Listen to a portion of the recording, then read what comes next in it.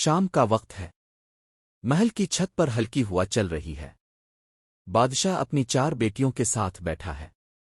بڑی بیٹی کتاب پڑھ رہی ہے، دوسری بیٹی محل کے خادموں کو پانی تقسیم کر رہی ہے، تیسری بیٹی تلوار کا مشق کر رہی ہے اور چھوٹی بیٹی بادشاہ کے گرد گھوم گھوم کر ہنس رہی ہے۔ بادشاہ محبت بھری نگاہوں سے انہیں دیکھتا ہے اور کہتا ہے، تم سب میری طاقت ہو، میری خوشی ہو۔ بادشاہ تخت پر بیٹھا ہے۔ اس کے سامنے 4 بیٹیاں قطار میں کھڑی ہیں۔ بادشاہ ہر بیٹی کو ایک چھوٹا سا بیج دیتے ہوئے کہتا ہے، میں چاہتا ہوں کہ تم ہر ایک اسے آگا کر دکھاؤ۔ دیکھتے ہیں کون اسے سب سے بہتر بنا سکتا ہے۔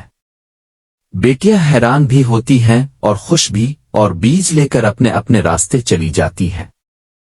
محل کے باغ میں ایک خوبصورت تقریب سجی ہے۔ بڑی بیٹی اپنی کتابوں جیسا ترتیب یافتہ پودا لاتی ہے، دوسری بیٹی جڑی بوٹی لاتی ہے جو بیماریوں کے علاج کے لیے بہترین ہے، تیسری سرحد پر لگایا گیا مضبوط درخت دکھاتی ہے، اور چھوٹی بیٹی رنگ برنگے پھولوں سے بھرپور باغ بنا کر لاتی ہے۔ بادشاہ مسکراتا ہے اور کہتا ہے، میں نے بیج نہیں تمہارے دلوں کا حسن دیکھا ہے۔